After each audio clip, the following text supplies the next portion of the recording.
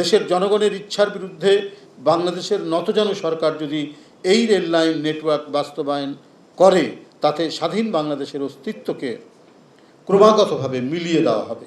22 kilometre সংকীর্ণ root, যার উত্তরে নেপাল এবং দক্ষিণে বাংলাদেশ, অর্থাৎ শিলিগুড়ি করিডোর, যেটিকে চিকেন নেক বলা হয়, যেটিকে বাইপাস করে বাংলাদেশের মধ্যে দিয়ে ভারতীয় রেলপথ ভারতের যে বাকি অংশ উত্তর পূর্বের দিকে সংযোগ করা হবে, এই ধরনের একটি সংবাদ গণমাধ্যমে প্রকাশিত হয়েছে।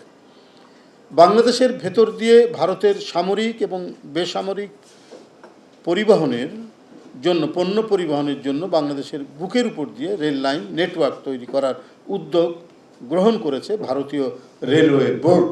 নিশ্চয়ই বাংলাদেশের ডামি সরকারের যিনি প্রধানমন্ত্রী, তার অনুমতিক্রমে, তার ইচ্ছাধীনে প্রতিদিন যেখানে বিএসএফ কর্তৃক বাংলাদেশিদের জীবন যাচ্ছে, যারা বাংলাদেশের মানুষের মানবাধিকার ও মানবতার তোয়াক্কা করে না, তারাই যদি বাংলাদেশের বুকের উপর দিয়ে সামরিক ও বেসামরিক পরিবহন উত্তর পূর্বের দিকে ধাবিত করে, তাহলে বাংলাদেশের দুর্বল সার্বভৌমত্বের বাকি অংশটুকু নিঃশেষ হয়ে যাবে।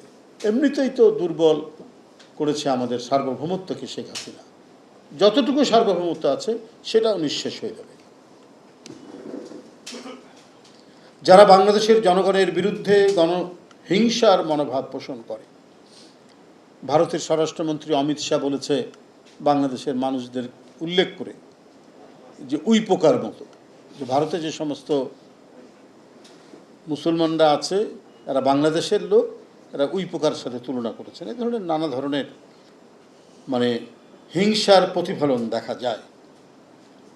তো যেখানে এই যে গণহিংসা বাংলাদেশের মানুষদের প্রতি, সেইখানে তারাই যদি আমাদের বুকের উপর দিয়ে, অর্থাৎ যে শিলিগুড়ি করিডোর বা যাকে চিকেন নেক বলে, সেইখান থেকে তাদের ভূ রাজনৈতিক কৌশলগত বিভিন্ন সমস্যা আছে, ওদিক দিয়ে যে ট্রেন যায়, যে পরিবহন যায়, এটাকে সহজতর করা এবং রুটটাকে সংক্ষিপ্ত করার জন্য তারা এখন বাংলাদেশের একেবারে বুকের উপর দিয়ে রেলওয়ে নেটওয়ার্ক গড়ে তুলবে।